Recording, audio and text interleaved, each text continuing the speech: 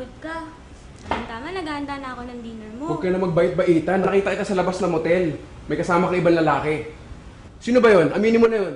Kung di mo inamin yung papalayasin kita sa bahay. Wag, teka lang, sorry na. Umamin ka na kung sino. Sige, sasabihin ko na, maupo ka.